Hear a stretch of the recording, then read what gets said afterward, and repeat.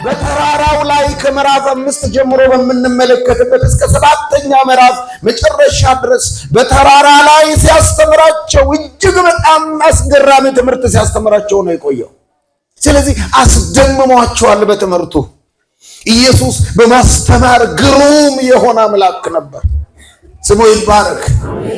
እጅግ በጣም የሚያስደንቅ በዘመኑ የነበሩ የሃይማኖት መሪዎች የነበሩ ፈሪሳውያን፣ ጸሐፊዎች፣ ሳዱቃውያን ማስተማር የማይችሉትን ጥልቅ የሆነውን የእግዚአብሔርን ሐሳብ ሲያስተምራቸው፣ በተለይ የአዲስ ኪዳን ሕግ ይባላል።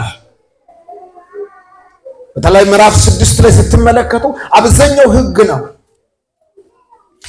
ካስተማራቸው በኋላ ምዕራፍ 7 መጨረሻ አካባቢ ጥቂት ሰዎችን የመፈወስን አገልግሎት አገለገለ ኢየሱስ። ምዕራፍ 8 ላይ በምንመጣበት ጊዜ ልክ ኢየሱስ ከተራራው እንደወረደ ብዙ ሕዝብ ተከተለ ይላል። የሕዝብ መንጋ ይከተል ነበር ኢየሱስን። የሕዝብ መንጋ ይከተል ነበር እና በዛ መካከል ከተራራ ሰው ተራራ በሚወጣበት ጊዜ ተራራ መውጣት የተሳነው፣ ሕይወት የከበደው፣ ለምጽ በሽታ የነበረበት አንድ ለምጻም ሰው ኢየሱስን በተመለከተ ጊዜ እንደዚህ ያለው፣ ብትወደኝ ልታነጻኝ እኮ ትችላለህ። የምጠራጠረው ፍቅርህን እንጂ ችሎታህን አልጠራጠርም። ምክንያቱም በብዙ ሰዎች የማይወደድ ጥግ የተጣለ፣ በማህበራዊ ጉዳይ የማይቀላቀል፣ በመንፈሳዊ ጉዳይ የማይቀላቀል፣ ከሰው ጋር አብሮ የመሆን እድል ያልነበረው፣ ሕይወት የከበደው ሰው ነበር። እንደዚህ ያለው ብትወደኝ አለ። አንተ ብትወደኝ የችሎታ ጉዳይ ችግር የለም፣ አንተ ጋር የፈውስ ጉዳይ ችግር የለውም፣ ግን ብትወደኝ። ኢየሱስ የቃላት መውደድ ሳይሆን መውደዱን እጁን ይጫነበትና ይወዳለው ነፃ አለው። ሰውየው ነፃ ድና ሆነ። አስገረማቸው ሰዎችን። ይሄን ነው መከተል፣ ነፃ የሚያወጣ የተጣለን የሚያስነሳ፣ የተረሳን የሚያስታውስ፣ ይሄን ነው መከተል ብሎ በመንጋ ነበረ ሰው ይከተለው የነበረው። እሱ ብቻ ሳይሆን ከቁጥር 5 እስከ 13 በምትመለከቱበት ጊዜ 100 አለቃ መጣና ባሪያዬ ሊሞትብኝ ነው፣ ሽባ ሆኖ እግሩ ታስሮ እጁ ታስሮ በቃ ነገር ተበላሽቷል፣ እባክህን እርዳኝ ፈውስልኝ አለው። ኢየሱስ ኦኬ ጥሩ ልመና ነው የለመንከው፣ እመጣለሁ አለ። እመጣለሁ ወደ ቤት ያለ፣ እኔ ቤት አይገባኝም፣ ከጣራዬ በታች ልትገባ የሚገባኝ ሰው አይደለሁም፣ ብቻ አለ ቃሌን ብቻ እዝች ሆነ በልና ታምር ይሆናል አለው። የአንተ ቃል ተራ አይደለም። አንተ ሀገር ማቋረጥ አያስፈልግህም፣ ጉዞ ማድረግ አያስፈልግህም።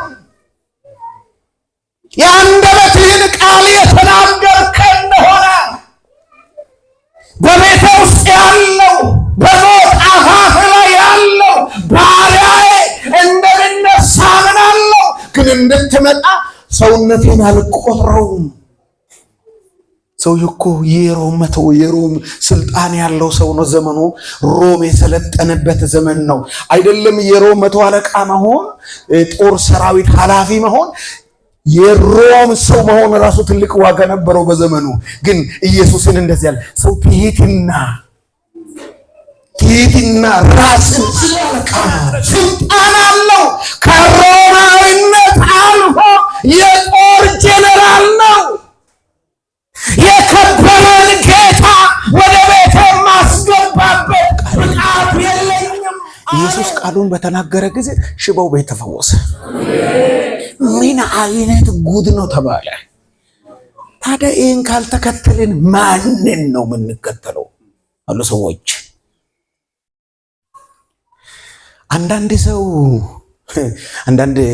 ጊዜ እኮ ሰው አንዳንድ ሰው ብቻ ሳይሆን ብዙ ሰው በግዢ ካገኘው ይልቅ በተመረቀው ነው ደስ የሚሰኘው። አልገባቸውም ይመስለኛል። በግዢ ካገኘው ይልቅ በላዩ ላይ የተመረቀው ነገር ነው ደስ የሚያሰኘው ሰው ነው። ይገርመኝ፣ ብዙ ጊዜ የሚገርመኝ ነገር ነው። እስቲ ሰራተኞች የሆናችሁ 10,000 ብር የሚበላ ሰው ደሞዙ 2,000 ብር ስለተጨመረ ይጨፍራል። በጭማሪ ደስ ይለናል። እኛ ሰዎች የምንባል ተጨማሪ ነገር ዋናው ሳይሆን የሚያስደስተን ተጨማሪው ነው። የኢየሱስ መምጣት የፈውስ ጉዳይ አላመጣውም። ኢየሱስን በመሰረቱ ኢየሱስ ስራን የመበርተር ዓላማ የለውም። እግረ መንገዱን ግን ይመርቃል። ለነፍስ መጥቶ ለስጋ ይመርቃል። ክብር ለጌታ ይሁን።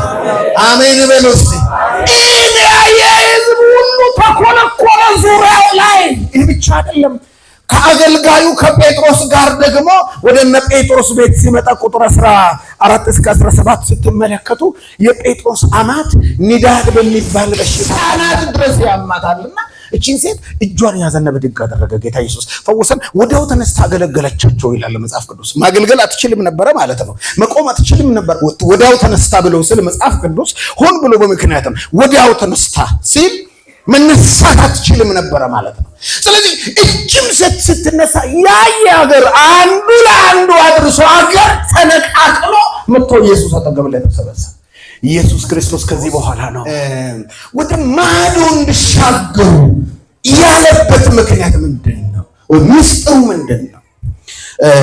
በጣም የሚገርመው ነገር ኢየሱስ ክርስቶስ የሚናገረውም ሆነ የሚያደርገውም ነገር ሁሉ በምክንያትና በዓላማ ነበር። ሁሉም አንድ ተራ የሚመስለን ነገር እንደው ከምንም የማንቆጥራቸውንም ነገሮች በጥንቃቄ በምንመለከትበት ጊዜ ኢየሱስ ዝም ብሎ የተናገረበት ጊዜ የለም። ሁሉንም ነገር በምክንያት በዓላማ ነበር። ስለዚህ ተሻገሩ ያለው እንደው ወንዝ ማሻገር ለኢየሱስ ምን ሆኖ? ለምንድን ነው ሰዎች እዛ በተሰበሰቡበት ቦታ በዛኑ ስፍራ ያላስተማራቸው? ለምንድን ነው ማዶ መሻገርን የፈለገው?